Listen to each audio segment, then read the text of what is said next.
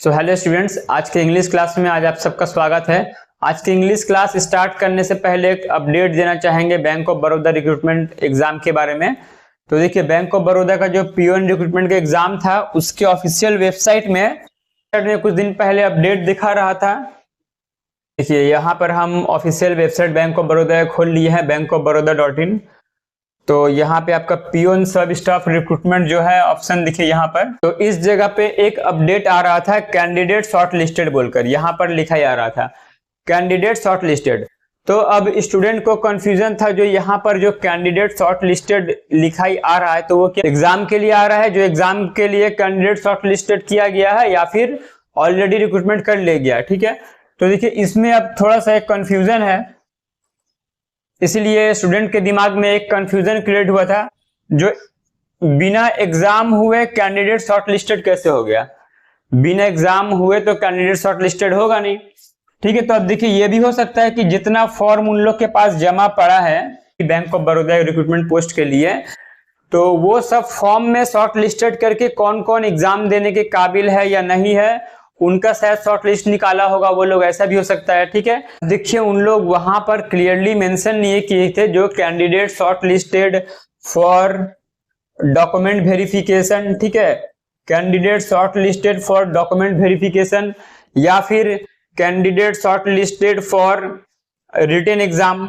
मतलब जितना भी फॉर्म जमा पड़ा है उसमें बाकी जो फॉर्म कैंसिल होना था वो सब होकर कैंडिडेट्स जो है बचा हुआ short listed for written exam, कुछ भी हो सकता है। ठीक है, तो अभी फिलहाल वो ऑप्शन यहाँ पर नहीं आ रहा है, ठीक है, वो ऑप्शन हटा दिया गया है। तो और ऐसा तो देखिए बिल्कुल भी नहीं होगा, जो कैंडिडेट सब 700-800 रुपया देकर जो फॉर्म फिलअप किए हैं उसका एग्जाम जो है, उसका जो रिक्रूटमेंट प्रोसेस है वो बिना एग्जाम के हो जाए। ठीक है, एग्जाम तो कराना पड़ेगा बैंक ऑफ बड़ौदा को। देखिए एग्जाम तो कंडक्ट होगा, ठीक है, इतने सारे स्टूडेंट जो 700-800 रुपया करके जमा दिए हैं तो उन लोग का पैसा बेकार थोड़ी ना जाएगा। कोई इतना बेवकूफ नहीं है जो कैंडिडेट से उतना लाखों करोड़ों रुपया लेके बैठ जाएगा और एग्जाम कंडक्ट नहीं करेगा, ऐसे थोड़ी होता है। ठीक है, तो आप लोग आराम से अपना प्रिपरेशन करते रहिए बैंक ऑफ बड़ौदा के साथ साथ, और बाकी सारे एग्जाम का भी प्रिपरेशन लीजिए। एक एग्जाम का प्रिपरेशन करते करते आपका काफी सारे एग्जाम कवर हो जाएगा। ठीक है, तो इसमें कोई डरने वाली बात नहीं है, आप लोग आराम से अपना प्रिपरेशन कीजिए। तो चलिए आज की क्लास हम लोग स्टार्ट करते हैं इंग्लिश का। ठीक है,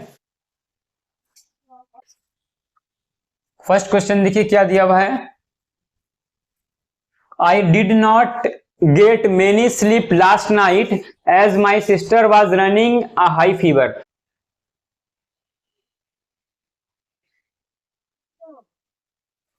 यहां पर देखिए मेनी स्लीप जो है, यहां पर मेनी स्लीप की जगह में यहां पे आंसर में क्या लिखना होगा, सम स्लीप या मच स्लीप या नन स्लीप या फिर मोस्ट स्लीप। तो इसका आंसर होगा, देखिए इसका आंसर होगा मच स्लीप। क्यों होगा मच स्लीप, क्योंकि देखिए मेनी जो होता है, मेनी वो काउंटेबल नाउन के पहले लगता है। ठीक है, और मच जो है वो अनकाउंटेबल नाउन के पहले लगता है। और तो स्लिप जो है वो स्लिप अनकाउंटेबल नाउन है, उसको काउंट नहीं किया जा सकता, तो उसके पहले मच लगता है, और मेनी लगता है काउंटेबल नाउन के आगे। ठीक है, चलिए नेक्स्ट क्वेश्चन करते हैं हम। The goods were taken in public carrier. अब यहां पर कैरियर की जगह में क्या होगा, ए बी सी डी चारों ऑप्शन में कौन सा कैरियर होगा या फिर कुरियर होगा, कौन सा ऑप्शन होगा बताइए। 10 सेकेंड टाइम देंगे हम आप लोग को, 10 सेकेंड के अंदर आंसर बताना है।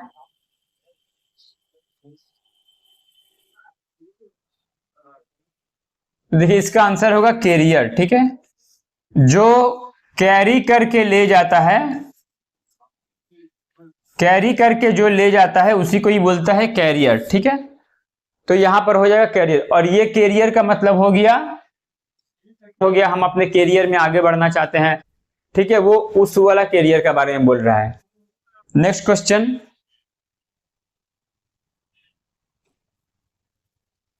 नेक्स्ट क्वेश्चन देखिए। She always likes to show on her wealth. ये देखिए ये चार पार्ट है, 1 2 3 4, चार पार्ट है, इसमें आपको एरर खोज कर निकालना है। तो she always like to show on her wealth,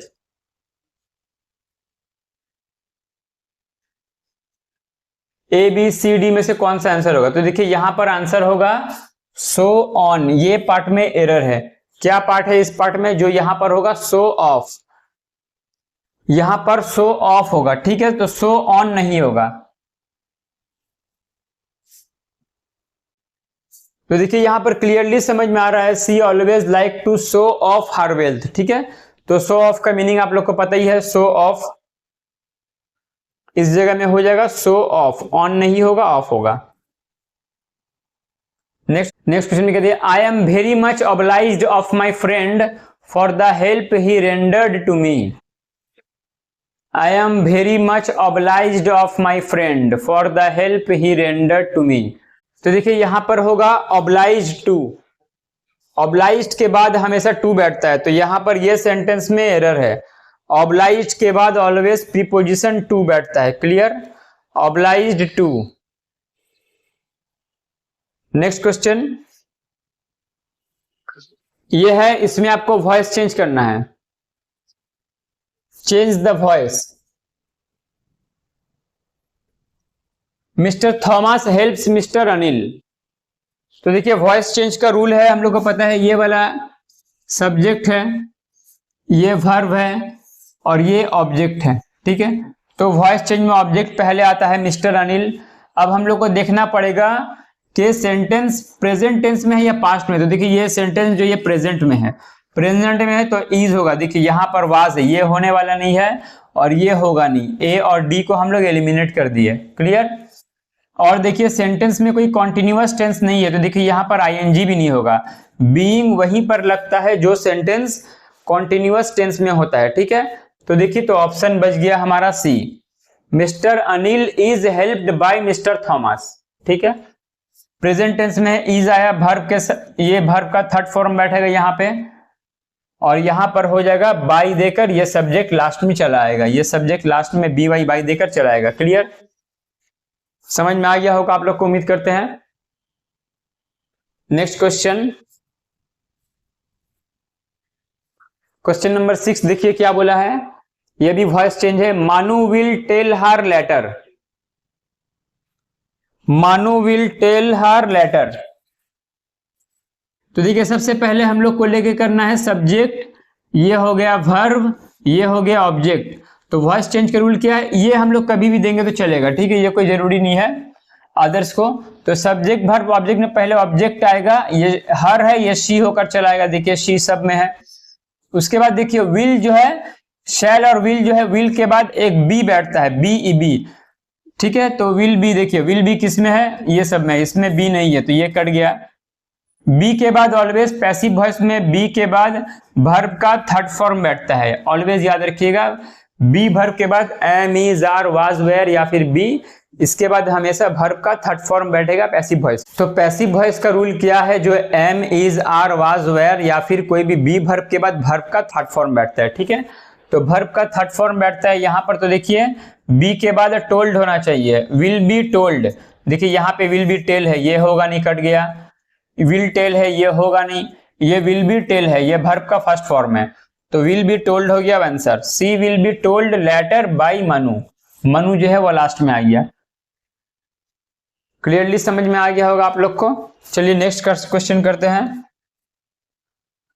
he opened the door for his mother, he opened the door for his mother. तो देखिए ये उसी तरह से है, यहां पर करेंगे हम लोग सब्जेक्ट वर्ब, ये हो गया ऑब्जेक्ट, और फॉर हिज मदर जो है ये कहीं भी जगह लग जाएगा, इसी तरह बैठ जाएगा, क्लियर।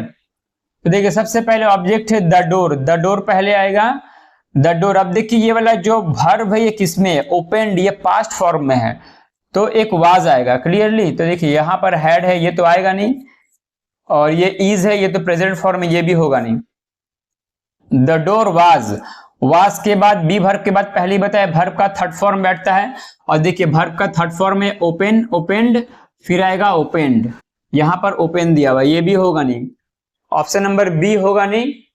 तो the door was opened by him, he जो है ये बाय हिम बोलकर वहां चला गया, और फॉर हिज मदर लास्ट में बैठ गया, ठीक है। क्लियर हो रहा है आप लोग को, उम्मीद करते हैं समझ में आ रहा है। नेक्स्ट क्वेश्चन देखिए, माय फ्रेंड, ये वाला, ये नेक्स्ट क्वेश्चन है आपका नरेशन चेंज के ऊपर में, ठीक है। Narration change.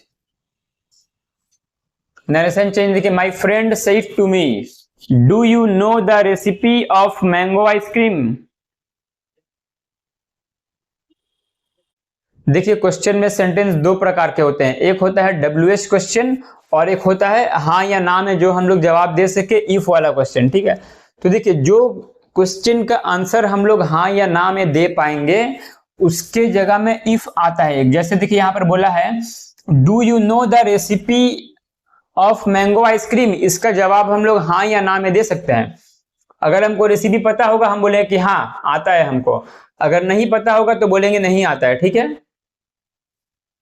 तो इस तरह का क्वेश्चन में हमेशा इफ बैठता है, क्लियर। तो देखिए इफ यहां पर है, यहां पर है, यहां पर इफ नहीं है, यहां पर इफ नहीं है, तो बी और सी आंसर होगा नहीं, ठीक है।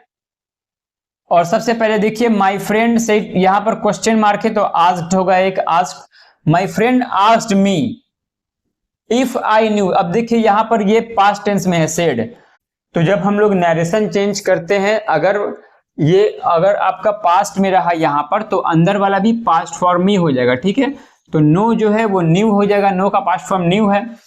तो देखिए यहां पर एक दो बचा था, यहां पर देखिए न्यू यहां पर है, यहां पर न्यू नहीं है, तो ये भी आंसर नहीं होगा। आंसर हो गया ऑप्शन नंबर ए। क्या हुआ देखिए, my friend asked me if I knew the recipe of mango ice cream, ठीक है। नेक्स्ट क्वेश्चन देखिए, नेक्स्ट क्वेश्चन एंटोनिम। एंटोनिम देखिए क्या करना है, उल्टा मीनिंग निकालना है आप लोग को। हॉटी, हॉटी का मतलब होता है,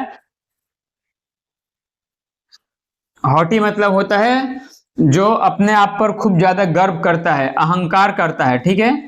अहंकारी, अहंकार करना। तो देखिए उसका उल्टा यहां पर क्या हो जाएगा, तो उसका ऑपोजिट मीनिंग हो जाएगा मोडेस्ट। मोडेस्ट मतलब होता है बहुत विनम्र व्यक्ति, ठीक है, विनम्र। मॉडेस्ट मतलब होता है बहुत ही विनम्र। और देखिए प्राउड में, प्राउड इसका जो है हॉटी का जो है ये प्राउड है, ये इसका सिनोनिम है, ठीक है। चलिए नेक्स्ट क्वेश्चन करते हैं।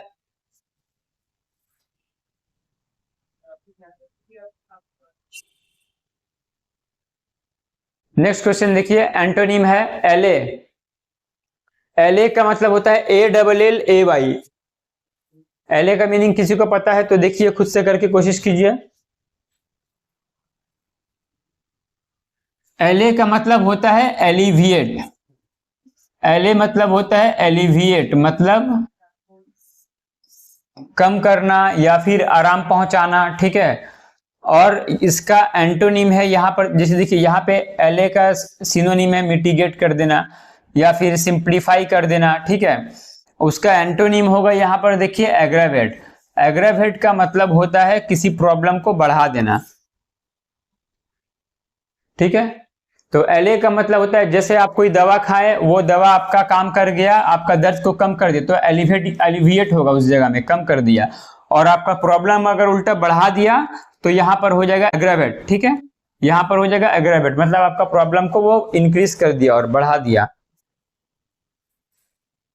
नेक्स्ट क्वेश्चन देखिए, the use of calculators is prohibited in the examination hall. ये एरर करेक्शन का एक सवाल है।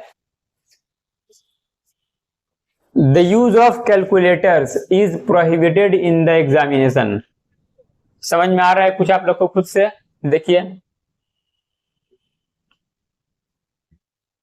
यहां पर देखिए ये सेंटेंस में नो एरर है। बहुत कोई किया होगा, बी ऑप्शन में टिक किया होगा, ठीक है, लेकिन वो गलत है। ये है नो एरर, क्यों होगा बता देते हैं। तो देखिए यहां पर जो इज आया है वो इसके लिए आया है, the use of calculator is prohibited, ठीक है। वो कैलकुलेटर्स के लिए इज नहीं आया। बहुत कोई सोचता होगा कि यहां पर इस की जगह में आर होगा, तो वो गलत है, ठीक है। आर नहीं होगा, यहां पर इज होगा।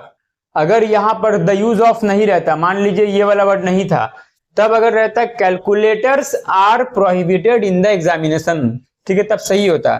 लेकिन यहां पर जो इज दिया है वो द यूज ऑफ के लिए दिया हुआ है, ठीक है। The use of calculators is prohibited. ठीक है, इसके लिए यहां पर इज है। नेक्स्ट क्वेश्चन देखिए, ये अब सिनोनिम दिया है, वो एंटोनिम था, ये सिनोनिम है। तो कॉन्स्पिक्यूअस, कॉन्स्पिक्यूअस का मीनिंग किसी को पता है या नहीं? कॉन्स्पिक्यूअस, कॉन्स्पिक्यूअस का मीनिंग होता है वेरी क्लियर, एकदम स्पष्ट। कॉन्स्पिक्यूअस का मीनिंग होता है वेरी क्लियर, एकदम स्पष्ट। तो उसका सिनोनिम होगा एविडेंट। ये सब उसका एंटोनिम है। ऑब्सक्योर मतलब होता है नॉट वेरी क्लियर, वैग मतलब भी होता है अस्पष्ट या नॉट क्लियर। ठीक है, ये दोनों एंटोनिम है, और सिनोनिम है ये वाला एविडेंट। चलिए नेक्स्ट क्वेश्चन करते हैं।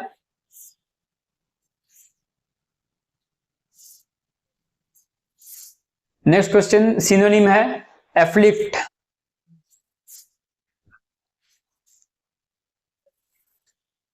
एफ्लिक्ट का मतलब होता है किसी को तकलीफ पहुंचाना।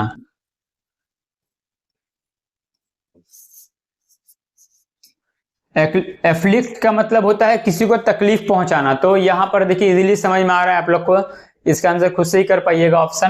Option number D, trouble. ठीक है, ट्रबल क्रिएट करना किसी को। नेक्स्ट क्वेश्चन, ग्रोटेस्क एंटोनिम दिया है ये। एंटोनिम, ग्रोटेस्क का एंटोनिम बोलिए, किसी को पता है या नहीं?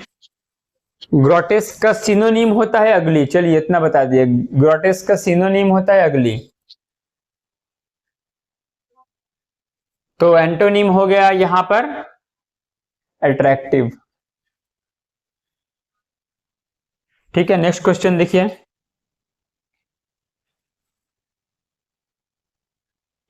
A person who lakhs competence and experience. A person who lakhs competence and experience, एक ऐसा व्यक्ति, ठीक है, तो एक ऐसा व्यक्ति जिसमें एक्सपीरियंस का अभाव है, नया नया जो आया है सीखने के लिए, वो क्या होगा? Amateur. Option number D, amateur. देखिए यहां पर इमैच्योर नहीं होगा। इमैच्योर का मतलब होता है जो अभी दिमाग से मैच्योर नहीं हुआ है या उसका मैच्योरिटी नहीं हुआ है, लेकिन यहां पर दिया है जिसके अंदर में स्किल का अभाव है या फिर एक्सपीरियंस का अभाव है। ठीक है, next, irreverent behavior towards anything held sacred or concerning God। कोई भी पवित्र चीज के बारे में गलत बोलना या फिर उसको अपवित्र करना।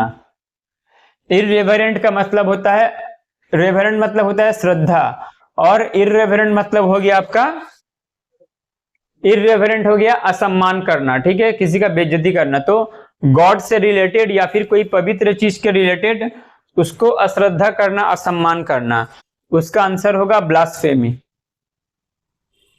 नेक्स्ट क्वेश्चन देखिए, question number 17, copying someone else work and trying to submit as your own.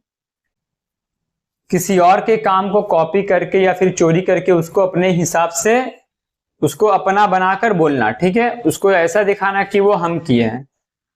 देखिए क्या होगा option, extempore, polyandry, plagiarism and impromptu. तो देखिए इसका आंसर होगा प्लेगियरिज्म। ठीक है, प्लेगियरिज्म का मतलब होता है किसी भी चीज को चोरी करके उसको अपना हिसाब से बताना, या फिर धर लीजिए ये किसी का लिखाई चोरी भी हो सकता है। मान लीजिए कोई एक कवि ने कुछ लिखा है तो उसको किसी और ने चोरी कर लिया और उसको बता दिया कि ये काम मेरा है, हम इसको किए हैं, हम ये पोएम लिखे हैं। ठीक है, तो उसका मीनिंग भी होता है प्लेगियरिज्म। नेक्स्ट क्वेश्चन देखिए, वन वर्ड सब्स्टिट्यूशन है, ग्रीन थंब। ग्रीन थंब, ठीक है, थंब मतलब आप लोग को पता है क्या होता है, अंगूठा, ग्रीन मतलब हरा। तो ग्रीन थंब का यहां पर देखिए चारों में मीनिंग क्या आएगा, इनएक्सपीरियंस्ड, जिसको कोई एक्सपीरियंस नहीं है। To have talent in gardening, जिसको गार्डनिंग में टैलेंट है। To have talent in painting, जिसको पेंटिंग में टैलेंट है। या फिर टू बी एनवियस, मतलब जलन होना। ए बी सी डी में चारों में से कौन सा होगा बताइए? तो ग्रीन थंब का मीनिंग होता है to have talent in gardening. Option number B answer, to have talent in gardening. Gardening का मीनिंग सबको पता है। नेक्स्ट क्वेश्चन, ग्रीन हॉर्न, देखिए उसी से मिलते जुलता क्वेश्चन, इसीलिए हम आसपास दो दे दिए हैं। इसमें बहुत कंफ्यूजन होता है एग्जाम के टाइम। एक ये था ग्रीन थंब और एक है green horn. Green horn, horn मतलब होता है सींग, मतलब ग्रीन, नया नया मान लीजिए किसी का सींग निकला है तो उसका मतलब क्या बोलने मांग रहा है, जो वो इनएक्सपीरियंस्ड है, उसका कोई एक्सपीरियंस नहीं है, ठीक है। Green horn, inexperienced. Next question देखिए, स्नेक इन द ग्रास, ये बहुत ही डाउट क्रिएट करता है एग्जाम हॉल में। A snake in the grass काफी मोस्ट रिपीटेड क्वेश्चन है इडियम एंड फ्रेज का। तो इसमें देखिए, इसमें बहुत कोई भूल कर देता है, गलत कर देता है। ए सस्पिशियस पर्सन या फिर ए डिसीटफुल पर्सन। इसका प्रॉपर आंसर है ए डिसीटफुल पर्सन, ठीक है। इसका प्रॉपर आंसर है डिसीटफुल पर्सन, एक प्रतारक व्यक्ति। डिसीटफुल का मतलब होता है प्रतारक, धोखा देने वाला। और इसका स्नेक इन द ग्रास, इसका और एक मीनिंग होता है हिडन एनिमी, ठीक है, छुपा हुआ दुश्मन। नेक्स्ट क्वेश्चन, टोटल 25 क्वेश्चन है जिसमें से हम लोग 20 क्वेश्चन कर लिए हैं आज। तो देखिए हमारे क्लास में आप लोग सिर्फ अच्छा से अच्छा कंटेंट पाइएगा, बिना कोई बातचीत के। हम लोग कम टाइम के अंदर ज्यादा से ज्यादा स्टडी करने की कोशिश करते हैं, ठीक है। यहाँ पर हमारे क्लास में आप लोग बहुत ही कम टाइम के अंदर बहुत ज्यादा कुछ सीख जाइएगा। आप देखिएगा हमारा क्लास मैक्सिमम 20 मिनट या 15 मिनट का होता है, लेकिन उसमें हम लोग बाकी अदर्स यूट्यूब चैनल में आप देखिएगा 1 घंटा में जहां पर आपका 25 क्वेश्चन होते हैं, हम वहां पर 20 से 25 मिनट के अंदर आपको 25 क्वेश्चंस करा दें, क्योंकि आप लोग का टाइम बहुत ही कीमती है। आप लोग उसी टाइम को किसी और जगह इन्वेस्ट कीजिएगा तो बहुत ही फायदा होगा। किसी एक जगह से टाइम को बचाकर अपने अच्छे काम में इन्वेस्ट कीजिएगा, अच्छे पढ़ाई में और इन्वेस्ट कीजिएगा, ठीक है। तो देखिए next question, find incorrectly spelled word. Immigration, administrator, admission या फिर एक्सप्लॉयटेशन, इसमें कौन सा इसमें एरर है? पहले इसको अच्छे से खोज लीजिएगा। फाइंड इनकरेक्टली स्पेल्ड वर्ड, ये अच्छा से पढ़ लेना है। यहाँ पे करेक्टली स्पेल्ड बोला है या फिर इनकरेक्टली स्पेल्ड बोला है, तो इसका आंसर आप लोग को समझ आ गया होगा। आंसर है ऑप्शन नंबर डी, एक्सप्लॉयटेशन। इसी में ही इनकरेक्ट है। देखिए एक्सप्लॉयटेशन का स्पेलिंग में यहाँ पर एस जो है ये एक्स्ट्रा लगा हुआ, ये एस नहीं होगा, एक्सप्लॉयटेशन। नेक्स्ट क्वेश्चन देखिए, फाइंड इनकरेक्टली स्पेल्ड वर्ड, इसमें भी वही है, इनकरेक्ट वर्ड आपको खोज कर निकालना है। खुद से कोशिश कीजिए खोजने का। ह्यूमिलिएट, इग्नोरेंट, इंटेलिजेंट या फिर फैसिनेट। यहां पर इनकरेक्ट वर्ड है फैसिनेट, ठीक है। फैसिनेट में यहां पर एक सी आता है, FASCINATE, ठीक है, FASCINATE, फैसिनेट। नेक्स्ट क्वेश्चन देखिए, फाइंड करेक्टली स्पेल्ड वर्ड, इसमें आपको अब देखिए करेक्ट वर्ड खोज कर निकालना है। इसमें सही जो है, ये चारों में से जो सही है वो आपको खोज कर निकालना है, ठीक है। पहला वाला था इनकरेक्ट, ये है करेक्ट। मैग्निफिसेंट, मैग्निफिसेंट में कौन सा स्पेलिंग सही होगा? ये बहुत कोई भूल करेगा, ये गारंटी है। इसमें बहुत कोई को कंफ्यूजन होगा, ये बहुत कोई गलत करेगा, इतना गारंटी है। तो देखिए इसका एक्चुअल आंसर है ऑप्शन नंबर बी, मैग्निफिसेंट, ठीक है। मैग्निफिसेंट, मैग्निफिशिएंट बहुत कोई कर देता है जो कि होगा नहीं, ठीक है। ऑप्शन नंबर बी सही है, मैग्निफिसेंट। नेक्स्ट क्वेश्चन देखिए, और दो बाकी है। I have been dash the death of my pet dog, ठीक है। तो देखिए किसी का डेथ हुआ है, डेथ हुआ है तो उसके लिए इंसान दुख में रहेगा, ठीक है, दुख में शोक मनाना। तो देखिए दुख में शोक मनाने का इंग्लिश है मॉर्निंग, ठीक है, MOURN, MOURN। मौन मतलब होता है विलाप करना, ठीक है, मतलब किसी के दुख में रोना। Last question, dash you like some water, यहां पर क्या होगा? Do you like some water या फिर did you like some water, या फिर would you like some water, या फिर शैल यू लाइक, या फिर कैन। ये भी थोड़ा कंफ्यूजिंग क्वेश्चन है, बहुत कोई डू या डिड भी मारेंगे, ठीक है, लेकिन इसका आंसर, प्रॉपर आंसर है इसका would. Would you like some water, ठीक है। मान लीजिए मेरे घर पे मेहमान आए हैं, तो अगर हम उनको पानी ऑफर करेंगे तो क्या बोलेंगे उनको, would you like some water, ठीक है। Do you like some water नहीं होगा। देखिए डू कब बैठता है कि अगर धर लीजिए यहाँ पे सम नहीं रहा, तब हम लोग वहां पर डू देंगे तो क्या होगा कि डू यू लाइक वाटर, क्या तुमको पानी पसंद है। डू यू लाइक टी, क्या तुमको चाय पसंद है। डू यू लाइक कॉफी, क्या आपको कॉफी पसंद है, ठीक है। तो डू उस क्षेत्र में बैठता है। लेकिन जब हमारे घर पे कोई मेहमान आएगा या फिर हमारे कोई दोस्त को हम किसी चीज का ऑफर करेंगे कि आपको क्या आपको चाय पीना है, would you like some tea, would you like some coffee, ठीक है। तो चलिए आज के क्लास के लिए इतना ही। बाकी हमारे bank of Baroda recruitment exam के बारे में कोई भी अगर अपडेट रहेगा तो हम आप लोग को जरूर बताएंगे, ठीक है। तो आप लोग अच्छे से पढ़ाई करते रहिए और एक ही एग्जाम के भरोसे सिर्फ मत रहिए, और भी अदर्स एग्जाम भी प्रैक्टिस करते रहिए, ठीक है। एग्जाम तो यहाँ पर और कोई अपडेट दिया हुआ है नहीं, तो जब भी कोई अपडेट आएगा हम आप लोग को जरूर सबसे पहले आपको हम इंफॉर्मेशन दे देंगे। हमारे साथ जुड़े रहिएगा। Bank of Baroda official assistant exam के बारे में कोई भी अगर अपडेट रहेगा तो आपको हम जरूर बताएंगे, और आप लोग खुद से भी ऑफिशियल वेबसाइट को चेक करते रहिएगा। कुछ भी अपडेट होगा आप लोग के तो मोबाइल पे मैसेज आ ही जाएगा अगर बैंक की तरफ से कोई अपडेट हुआ, और कोई भी इंपॉर्टेंट न्यूज अगर पता चलता है तो आप लोग को हम जरूर खबर करेंगे, ठीक है। तो चलिए मिलते हैं अगले क्लास में।